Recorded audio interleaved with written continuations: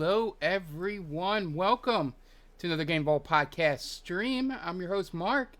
We're here with the News Hour for this Friday. Sunday. Jesus. September 14th, 2025.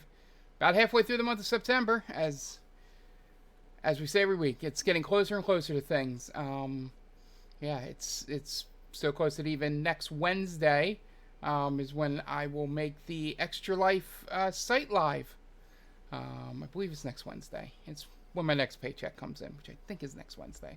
If not, it's the Wednesday after. We're getting closer and closer to that. We're solidifying some things. We're having some discussions. Should be fun. But hopefully everybody's had a good week. This week has been, it's the beginning of at my work where my regular 9 to 5, my day job, where I get over the bell curve of where now everything I do is sort of forward looking, meaning I'm not as bombarded with email every day. I mean, Mondays are the worst, obviously, because I don't check it for 2 days. But, we're over that curve where I usually get all of my, incoming work from email and things from the previous day, evening and stuff, done, within a couple hours, if that. And then I have the whole rest of the day to just prepare things going forward, get things in motion, and just relax, basically, and be ready for any emergencies that pop up. So, and every time that happens, it means one of three things. Comic-Con's coming up, Extra Life's coming up, and the holidays are coming up. Once I cross that bell curve, I'm like, all right, here we go. Gotta get ready for that stuff. And after Friday's Direct, I'm more excited about, games coming out today and in the future. So, collectively, it's been pretty good. But, before we get into all that, let me start with what I've been playing. I'll leave Hollow Knight for the end, just because that'll probably be the longest discussion. So, I haven't played much outside of that. Played some more NHL 25. I'm going to be switching over. I'm probably going to play 26 this week. I just got really into Hollow Knight this week, so I didn't do much outside of streaming stuff. Gaming that was not Hollow Knight. Or Silksong, specifically. But NHL 25 still only had one game where every once in a while this game just has the weirdest goals that it allows, and sometimes it seems like the AI is trying to make you lose. It's like you're not winning this game, not through any skill of the other team or who you're playing. Just all of a sudden every ricochet goes in, all that. I couldn't find a specific story on that, but we can talk about that here at the end, Night Duck. I gotta remember to bring the thing to make this chat visible here. That's for next week. The overall game's still fun, but it was all these, I ended up winning by a ridiculous score, because I had to go, score a bunch of goals to outdo the shenanigans that were going on, that also my goalie became like a high school goalie, and couldn't stop anything. Game's still fun. I'm still tracking to put up the ridiculous numbers that I'm doing. That's the only reason I'm playing it right now, just to see where I'm going to end the season on before I jump to 26 at some point. But it's still fun. Sticking on the sports front, I played a couple more games in NCAA. Still have not lost as coach of Tulane. I should have lost a couple of the playoff games, but I came back and won them at the last minute. That game's still fun. Haven't ran into any of the major bugs there. The nostalgia is a little bit worn off, so I'm not as deep into it as I was last year, but it's filling the hole. It's 3 games that I'm going to play, in between playing games for the site or playing games for stream, is always NHL, FC, the FIFA game, and college football now. So, yeah, the the sports games are doing well. I've downloaded the trial for Madden, have not touched it. I don't really see a reason to. I might touch it just so we can talk about it here, but no, nothing else there.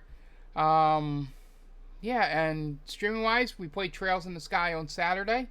I keep meaning to play that Saturday and Sunday, but this week, sports wise in the real world, things came up that I wanted to watch, and then by the time we got here, I went to prepare for News Hour, and we didn't stream. So, but anyway, we played on Saturday. We got to the end of Chapter 3.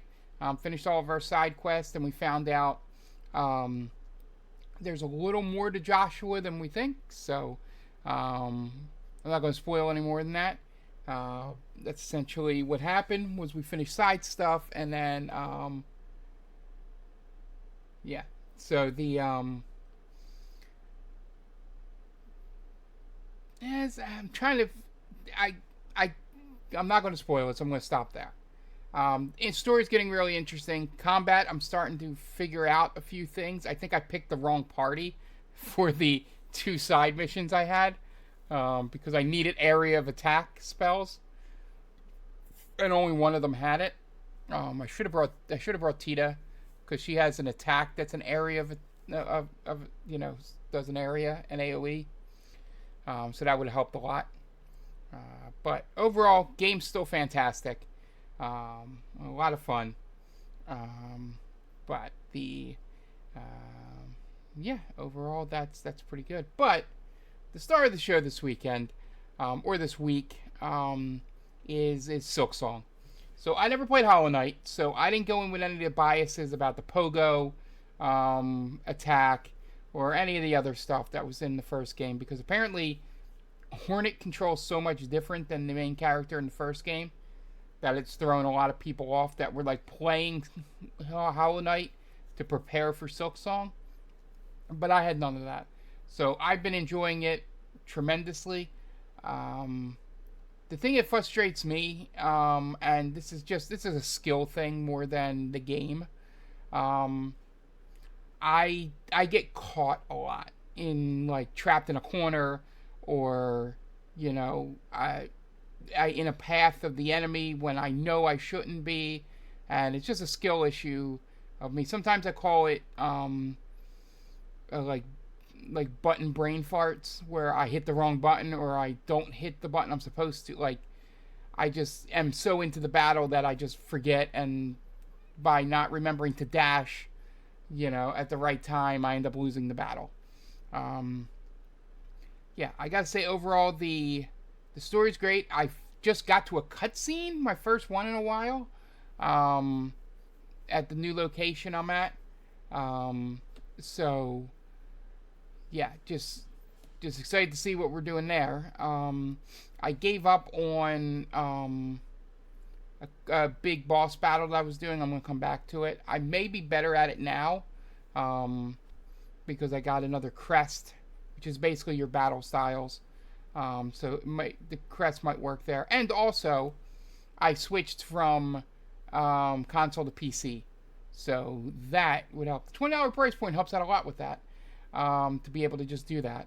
And, and it works out, it worked out great. I'm so much better on PC because of the D-pad. I'm using my Super Nintendo 8-bit Do, and that has the great Nintendo D-pad on it, and so much better than the other D-pads I was using. So, the one thing I will have to say, one complaint I have is, and maybe this was in Hollow Knight, and I just, not being a Hollow Knight person, did not notice this, but there are rooms in the game that are just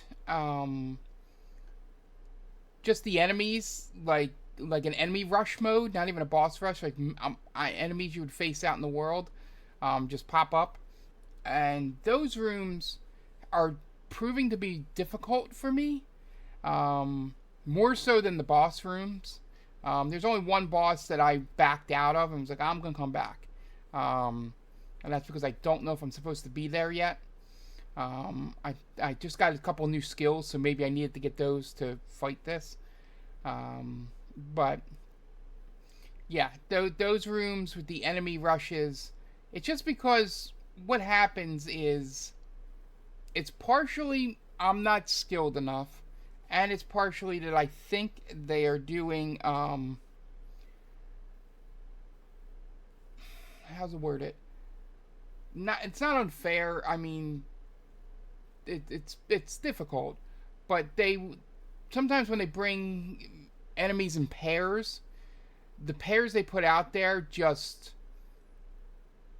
are so hard to separate or fight against 2-on-1. Just their move sets leave no openings really, and you have to play almost perfectly. Which I love the challenge. People probably love the challenge as well. I just find it frustrating because I am not at a high enough level to, where that doesn't become an issue with me. But I get through it. I got done. But those rooms are just frustrating me more than the bosses. Because with the bosses, just like how I play Dark Souls and Elden Ring and Bloodborne, I go in first time and I play a lot of defense. And I just want to see what they have. And sometimes what they have, I'm like, oh, I know how to beat this already. Like, I don't need to die and come back or, play. I know exactly how to beat this person. And that happened twice in this game. The first boss you fight, I'm like, oh, all this is it's teaching me how to do the jump attack. And that's what I did, and I beat it. And then the other one was, oh, this guy's teaching me how to use the dash attack. And then I used, not the dash attack, the dash. And basically what it did is you go in, pot shot, dash out. Pot shot, dash out. He jumps, dash under, and hit him from behind. Just sort of was teaching you that. And I'm like, oh, okay. But most of the time I go in there and I probably get my ass kicked 2 or 3 times as I'm sort of learning. And then once I figure it out, I can usually beat it within a handful of times after that. The rest of it comes down to execution and skill. As you've seen me in Mega Man, where I'll learn it and then it just comes down to execution. And any other platformers and stuff that I played on this channel. A lot of times up here, gets it and knows what to do. These guys don't. And it just takes a little bit to get it right. So I'm finding that with the thing. I just found an item that lets me save a few rosaries after I die, which are like the souls. So I won't lose everything if I die and I don't corpse run right away, which is good. I also learned that sometimes it's better. There's these places where you can put beads in, and it gives you 60 beads for the price of 80, so you're losing some, but you also don't lose those when you die. So it's a good trade-off because you can get 20 beads back pretty easily, make up for it. But now you got like 120 beads sitting in your pocket that you'll never lose. And so just learning all that. Games are good. I don't know if I'll finish it. It seems like a long game. I'm over 10 hours or so, and I don't even know how far I am into it. But, yeah. I'm at a new main quest. You have the overarching quest, which, for those of you that play Breath of the Wild, when you get off the plateau, the main quest is defeat Ganon. And then you'll have a bunch of other main quests throughout. That is not that one. That's essentially what this is. So, yeah, Hollow Knight, real good. Probably going to be on my top 5. Probably not going to overtake number 1. There is a candidate that just got announced. We're going to talk about that in the news segment. That might have a shot at overtaking Expedition 33. But yeah, Sorry, Game Ball Cat is like right at my legs. I'm trying to keep her quiet. Um, yeah, so I think that's all I've been playing. There's going to be a lot of stuff to be playing soon coming out, so I am excited, especially because I can go into work a little more tired because there's less work to do. So that's the one thing in the summer. Is I try not to stay up too late because it can sort of make work, frustrating. So anyway, let's move on to the news. Yeah, first up, I did a live video of this, if you were able to catch it, and watch me talk over it. I was not spoiled for the most part, but we did get a lot of good announcements on there. So the Nintendo Direct, they did their September Direct, which I found out listening to other people that September's usually like their big Direct. But yeah, so here's everything announced. Metroid Prime 4 finally got a release date. It is officially December 4th of this year. I've never really played the Prime games, so probably won't pick this up, but we will definitely have people that are friends of the site that'll probably be playing this.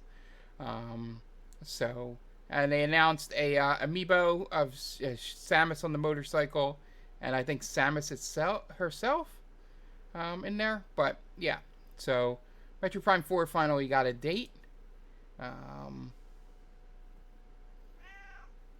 Next up is Fire Emblem, Fortune's Weave.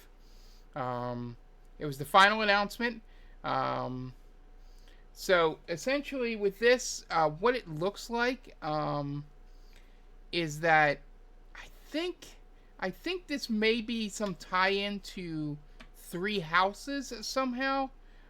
Essentially because at the end of the reveal, you see the goddess from, I think it's Sophis or something from Three Houses shows up, and she's basically like, "You remember me?" sort of thing. So I think this will have a connection.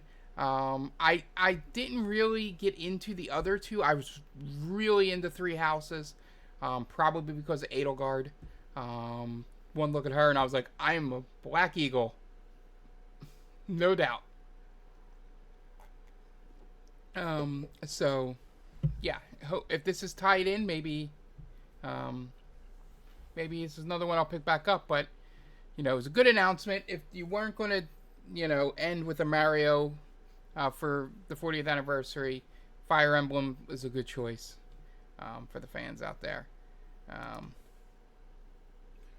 Next up, Donkey Kong Bonanza gets DLC. It came out the day it was announced on Friday. The DLC takes us to DK Island and does Emerald Rush, which I guess if you played the game, collecting emeralds must be a big thing there. But yeah, it looks like you'll get to meet up with the other Kongs. You got Diddy, Cranky, Dixie, just about everybody from the history of Donkey Kong here shows up. It looks like a fun mode if you love the smashing and crashing of Bonanza. This will be right up the alley, same thing. It's a roguelike, or roguelite or something, whatever that thing is where you collect power-ups in the game, but they don't carry over. You sort of go in each time and level up each time. I guess that's sort of like a roguelite, but either way. Haven't seen any impressions on it, but haven't heard any bad things either about it. Next up, Pokemon announced a weird cozy farm simming game starring Ditto as a human. Now, this opens up a lot of questions. I'm not a big Pokemon fan. I played some Violet. I watched Detective Pikachu, the movie. That's about it. That's about my closest, connection to the games. My question here is, if Ditto can impersonate a human, I mean, they don't look great. That just opens up a lot of scary things in the world of Pokemon. If a Ditto can become human. Yeah, but yep, it looks like a life sim farming simulator with Pokemon characters. So, definitely probably not meant for us. There's no surprise that it kind of looks like Minecraft. And all that essentially, because kids love their Minecraft. So, yeah. Yeah, we'll see what this one is when it comes out. It's called Pokopia. Or Pokopia? Pokopia. I don't know why it's a Pokopia. Pokopia. Next up, this was the only thing going into the podcast that I was, or review, that I was spoiled on. That they're doing a Super Mario Galaxy and Galaxy 2 collections. Combined collection, and you can also buy them separately digitally. This is probably because they had Galaxy on the limited edition 3D All-Stars thing. So maybe they were like, maybe people will just buy it individually. I believe, I did not research it, but I think the game is I think they're going to be about $30 or $40 individually, and I think the package is going to be $70 or $80. It's kind of wild that they'll do that, but I would be surprised if that is not true, what I've heard there. $80 for both is crazy. As Metal Moshe confirms, he's been the one looking up stuff about pricing with this Nintendo thing. But yeah, I think I have 3D All-Stars. I think Kitty Ashcat has it. But I've never played Galaxy 2. I have played and beaten Galaxy. Or I think I've beaten Galaxy.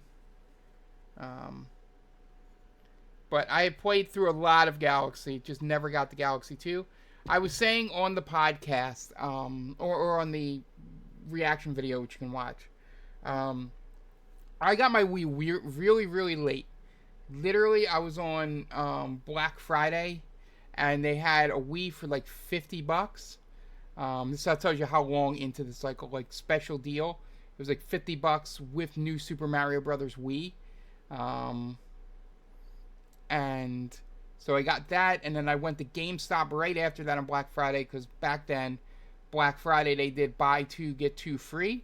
And I grabbed Galaxy 1 and 2, and I grabbed Mario Kart, and I grabbed one of the Mario parties for it. And I had 5 Mario games for my Wii before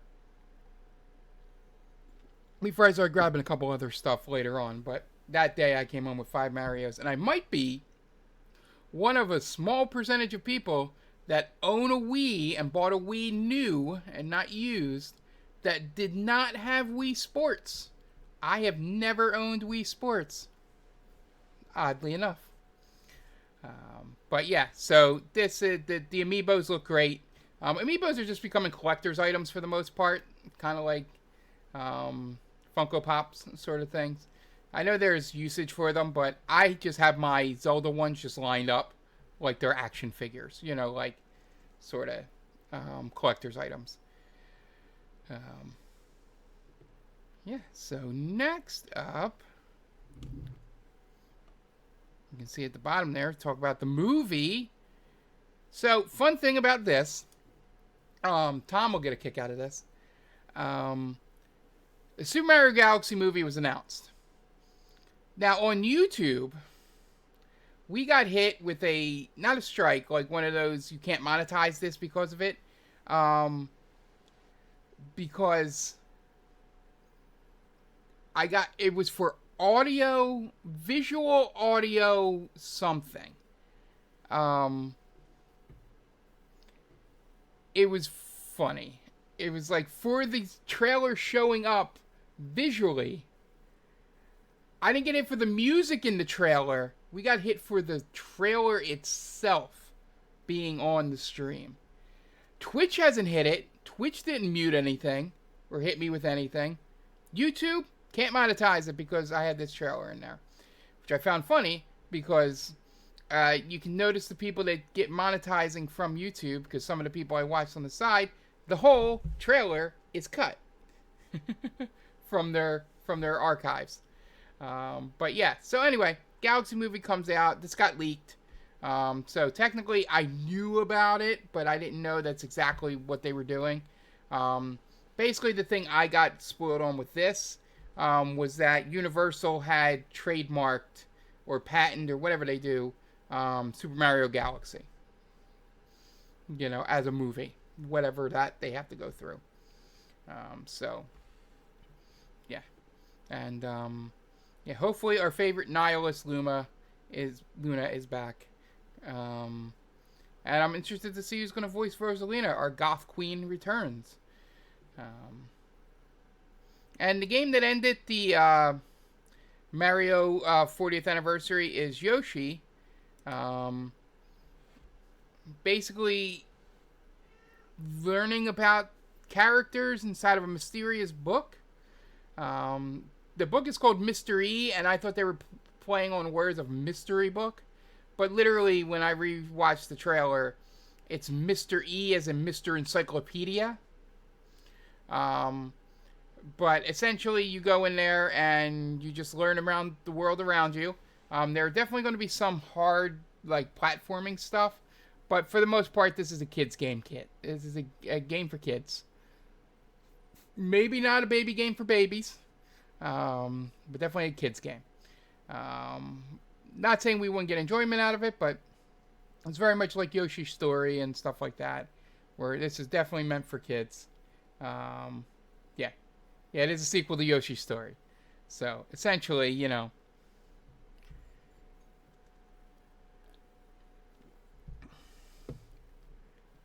yeah, so that was how they ended the 40th anniversary. They also had a bunch of stuff in the beginning of, the museum has artwork there. They're doing like a light show or something, and then they're sponsoring the Kyoto Marathon. So, yeah. If you're interested in running marathons in foreign countries, you can go do the Kyoto Marathon and get the Nintendo bib for running. All right. So let's talk about the thing that I am still like confused about. I'm gonna do some of the camera. So they're bringing the Virtual Boy to Nintendo Switch Online,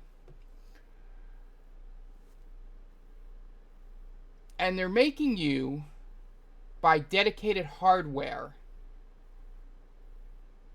to play it. Now you ask Mark, this hardware's got to be not that expensive. Nope. The Virtual Boy thing, which essentially looks like the actual Virtual Boy, is $100. And you need it to play these games. Now I ask you, outside of crazy collectors and insane people, who is actually going to spend $100 for this? It's got to be just for collectors. Because the rest of us sane people that might have an interest in Virtual Boy games will buy the cardboard model for $25.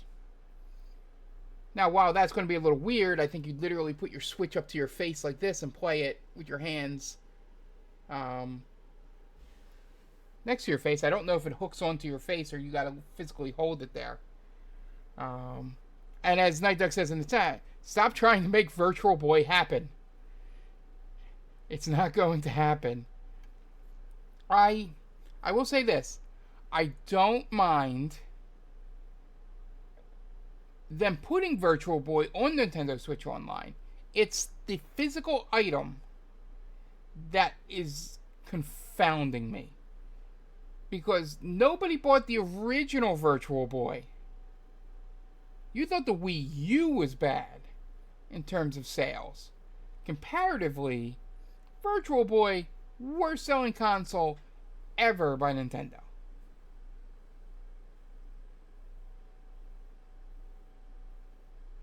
Yeah, like I said, we will figure out ways to make the cardboard work just because it is a quarter cheaper. It's 75% cheaper than the Virtual Boy. But God bless them, Nintendo. If this is what they want to do, this is what they'll do. I know it's not their thing, and it was a competitor for many, many years, but they missed the boat on announcing Dreamcast games for Nintendo Switch Online, with the $99.99 being the same week.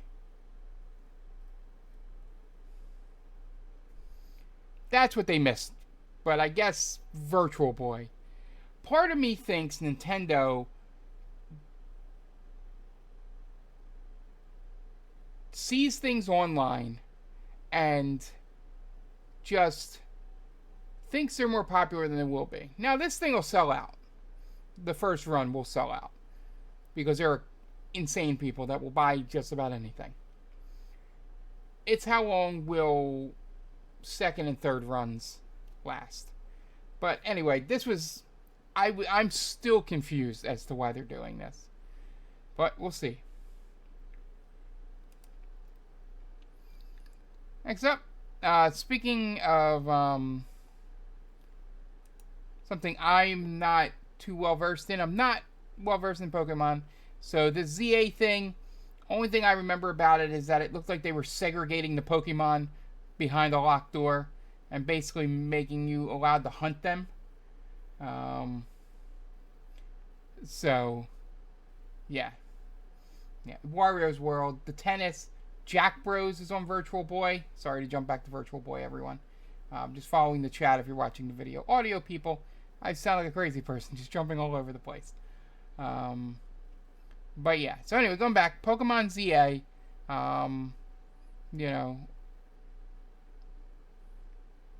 coming out on the 16th, already has paid DLC, where you can play as a Mega Raichu X or Mega Raichu Y. The funny thing about this trailer is when they first show them, they show them in shadow. So my rotted brain just immediately went, "Who's that Pokemon?" So there we had that. But yeah, so if you're a Pokemon Legends fan, you're gonna have the chance to choose which evolution you want for this. Next up, Super Mario Wonder, Nintendo Switch 2 edition. Will be, showing off all the improvements for Switch 2, but introducing Bella Bell Park, which will have a lot of, basically multiplayer mini games and stuff like that in there. I heard a great thing from Greg Miller on Kind of Funny when he's watching through this.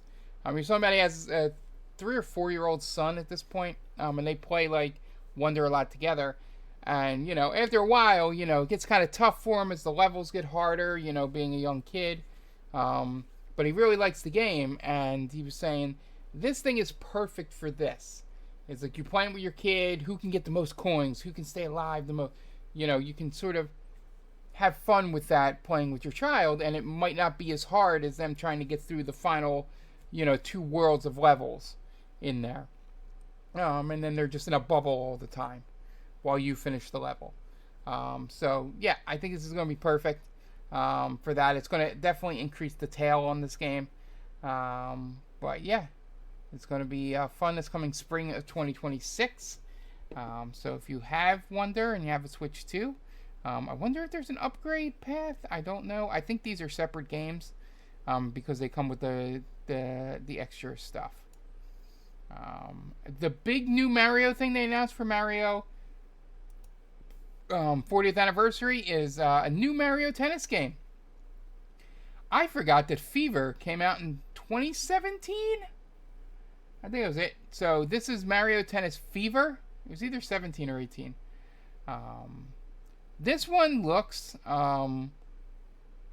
like a market improvement from Aces. And Aces was good from what I could tell, but their special thing in there didn't grab me as much as the idea of Fever Rockets do, where you can just, mess with your friends with different power-ups and stuff like that.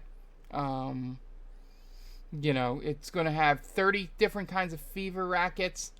We've seen the fire, the mini mushrooms, ice. It looks like she has a different one there, Daisy, in this photo for the audio listeners. There's 38 playable characters, which is the most they've ever had. And then there's new, being able to dive and slide to get a last minute, desperation out of play. And then there's an adventure mode where you kind of get to learn to play the game, I'm assuming, where everybody turns into babies and you lose your ability to play tennis and you learn it slowly back. The adventure mode's just like with Smash. It teaches you how to play the game, or it should. But yeah, Mario Tennis Fever looks great. I bought the soccer recharge, or whatever the soccer game was called, the most recent one. Played it a little bit, then it didn't grab me as much as Strikers did. So hopefully this one will have a little bit more staying power than that did. And then we have Hyrule Warriors, Age of Imprisonment. And this is basically hopefully filling in gaps from the story. I don't know if I'm going to play this when it first comes out, but I'll probably definitely play it sometime in 2026. So, yeah, I'm going to definitely check it out, and hopefully it'll answer some questions that I've had about the story. And then, let's get back to this one. We'll finish out the rest, and then I want to talk about that the longest. You'll hear in a second, audio listeners. Resident Evil Requiem gets a new trailer for Switch 2, and also shows that 7 and Village will be coming to Switch as well. You can see that it's on Switch 2. It doesn't look as great. I probably wouldn't play it on Switch 2, but it's nice that they got a game looking as good as that up and running. Kirby Air Riders Amiibos. You can swap the riders on the board, sort of like you're getting very, very close to Toys to Life, Skylanders stuff. And then there's going to be a second Direct. So if you guys are really into Kirby Air Riders, you get your second Direct coming up. Final Fantasy VII Intergrade makes its way to Switch. Not sure when Rebirth will come. That might be a little bit more difficult, but you will get Intergrade in January. Tamagotchi Life.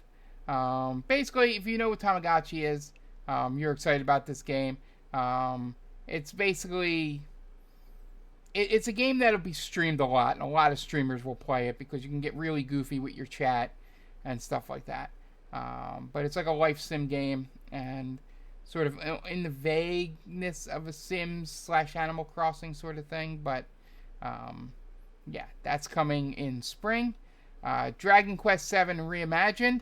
I love the look of this game. It might be a Dragon Quest game I actually play. I've tried to play a bunch of them, and I don't know why it is. I never go back to them. It's not any quality purposes. I just don't know why. Maybe this will grab me. It mixes the diorama visuals with Toriyama's character designs. So very unique and looks very, very good. Stardew Valley adds mouse controls and co-op. Overcooked comes to Switch 2. One Piece Warriors comes to Switch 2 as well. Human Fall Flat has a Switch 2 edition. Monster Hunter Stories 3 will come next March to Switch 2. The Mortal Kombat Legacy Collection will be getting a release on Switch 2 and Switch as well. Dynasty Warriors Origins will also find its way in January to Switch 2. Suka Game, which is the Fruit Evolution game. It's a puzzler sort of way. I've seen it a lot on streams, never played it myself, but that is coming to Switch too. Stormlancers, which is a game I might actually pick up at some point. I like the 80s anime vibe, roguelike game. It's out now. It's, you know, you got to go in there and get to the core of an alien planet to stop reality from collapsing. Basic stuff. And a remake of Fatal Frame 2, Crimson Butterfly, is back to scare the shit out of us again. Fatal Frame is really good at the horror. So hopefully updated graphics won't lose much of that horror. Power Wash Simulator 2. Now you have a home base where you can pet cats. So thumbs up. Danganronpa 2x2 or 2x2 or whatever they're saying. 2x2. It's coming to Switch 2. I think it has the regular game and then a new story in there. Popucom it looks like a platform puzzler, like match 3 game. Coming to Switch 2. I think it's already been out on PC. Looks interesting. Definitely a multiplayer game. I don't know how single player would work. Link's Banner of the Sparks mixes roguelike and life sim. A lot of combos this year. Dinkum basically has you in the Australian outback sort of thing, trying to Animal Crossing life sim stuff. And then the other titles were EA Sports, FC26, Little Nightmares 3, Persona 3 Reload, and a bunch of other things coming to Switch 2. But the big thing that I got all excited about, as we scroll back up, is Hades 2 getting the 1.0 release, and it's console exclusive for Switch 2, which I'm happy about because that means it is still on PC, and I will be able to carry over my hours from what I've been playing on PC to Switch 2. It's coming in about a week, 2 weeks roughly, and this may be that game that I was saying for months that something's going to come out that is going to challenge Clair Obscur, and Hades 2 is going to be that game. Nothing else I see on the docket going forward. Nothing that I have played is going to be close. Silksong's probably the closest. But yeah, Hades 2 is the one that has a chance to knock Clair Obscur off its pedestal. I am insanely excited. I played a good bit, probably like 15 to 20 hours of the early access, and then I was just like, you know what? I'm gonna wait for 1.0, and I've held out and can't wait. Hopefully, it's like a free update because I purchased the early access. But if it's a minor upgrade, I will pay for it, and then I'll get to play it pretty soon. I'm really, really excited. I'm probably gonna end up at some point buying the physical edition for Switch. Since it is coming to that as well, and I do have Hades for that. And it does, hopefully the sharing of the saves is better. Yeah, I noticed that as well. That's why I mentioned there's a lot of games coming out I'm going to be playing. But I'm hoping Hades 2 is a free upgrade, so I can buy Sonic Racing. But Sonic Racing didn't have a chance to knock off Clair Obscur. Hades 2 does. Because the Hades 1 was my game of the year when it came out, when 1.0 came out. And yeah, I am extremely, extremely excited for this. And I can't wait to play it in a few weeks. Hopefully I'll be, good way into Hollow Knight and Silksong. I'm enough into it to register an opinion on where it goes on my list, but yeah. Yeah, this got me real excited. It was the announcement of the campaign of the Direct, and I was so glad that I was not spoiled on it beforehand. I'm not a great reactionatory person. In terms of, I was like, I wasn't like jumping out of my chair or anything, because I don't really get like that. But it was the big thing for the yeah. So Yeah, that's all. That Nintendo Direct. I said it was an 8 out of 10. I still stand by that. It was one of the better directs they've had in a while. Um, and I am glad to see that some good stuff is coming to Switch too. Moving on, there's not much other news. Um, Kojima announced that he's going to give a glimpse into his future projects. Um, it's going to be on September 22nd and September 23rd. Um, it's going to be the 10th anniversary of Kojima Productions. So we'll probably see some stuff about OD for sure. Fiznit is probably not anywhere to show video, but we might hear something about it. And it might be something new. Maybe he's got a movie or something in the works. But yeah, we won't be covering it live or anything. But we will definitely be talking about it on the News Hour. Would that be in 2 weeks here? So I'm looking forward to this. Probably one of the only ones on this in this community that is. But I will do it and report the news whether you like it or not. And finally, PlayStation Plus catalog for 2025 was announced. So the extra and premiums, I think we did the free games last week, but the extra and premiums for this week, for this month are WWE 2K5. Both versions will be download only. I don't know why that's different. Anyway, Persona 5 Tactica, Green Hell, Fate Cross Samurai, Remnant, Crow County, The Invincible, and Conscript. And then premium only is Legacy of Kain Defiance. So all these will be available on Tuesday. So be on the lookout for that if you do have the higher levels of PlayStation Plus. Yeah, so that'll do it for the news. Yeah, like I said, it's going to be a quick and easy one tonight.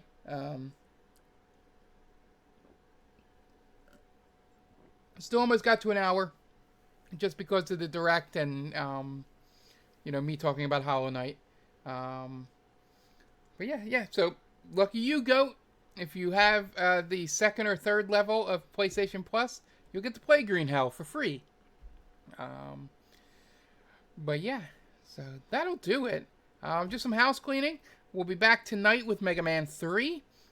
Thursday, we're gonna, we're in the second half of Final Fantasy VI. Now, how long the stream is, for how many more parts or how long it's going to be, is completely up to Tom at this point. He's only required to do 2 missions before fighting the final boss. It's kind of like Chrono Trigger in that respect. So we'll see. We'll see how long we take for this. And then Saturday for sure, we're going to be playing some Trails in the Sky, second chapter. I'm hoping to play it on Sunday as well. Maybe I'll just do Friday, Saturday, and we'll scratch the Friday Night Lights football thing, because I'm not...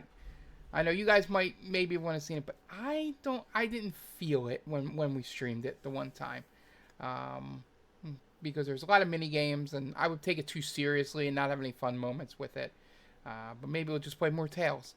Or maybe I'll take a Friday off. Who knows? But anyway, yeah, and be on the lookout for the Extra Life website going up either this Wednesday or next Wednesday. Depends on when I get paid. I think I get paid this Wednesday. I'll have to double check. It's every 2 weeks. I think I got paid on the 3rd, so that would make it this Wednesday. So I will put that up. Get that all ready to you. Like I said, Extra Life Day, which is the first week of November. It'll be me going for anywhere between 12 to 18 hours, depending on A, how I feel, and B, what games we choose. If I choose like a Hollow Knight or something, and I'm just like, I'm going to keep playing, I'm going to keep going, and then it turns into 18 hours. But I will have, my plan is for 12 hours. I think I have a plan to do 12 hours. And if we go longer, yeah, so, yeah, and one final thing, yeah, I'll vamp while Goat gives us his update for his streams. He's finally getting his health in order and be streaming again. We'll be proud to announce the dates. But yeah, so just keep going while I wait for that update from Goat. Yeah, so that Extra Life Day is locked in stone. Then the one thing we're still negotiating, which would be game time decision. It could, we could pull it at the last minute just because everyone has kids. But we're trying to get together to do something like 8 hours or something of just us for the 10th anniversary. Just a celebratory 10th anniversary. We'll play some Jackbox. We'll play maybe some first-person shooters. We won't do anything crazy for that. Yeah. So, but we just want to get together and just celebrate. Thank you guys for all the money we've raised for Children's Hospital Philadelphia. It's an anniversary. And then I'll be doing things throughout November and partial of December. Just doing streams that we'll do all the Extra Life stuff for. Special stuff that's not the normal streams that we do. Yeah. So, yeah. And Goat says, depending on how his eyes are, possibly September 27th, but it could be as late as mid-October.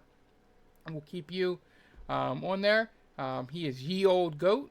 You see him in the chat over there. So go give him a follow.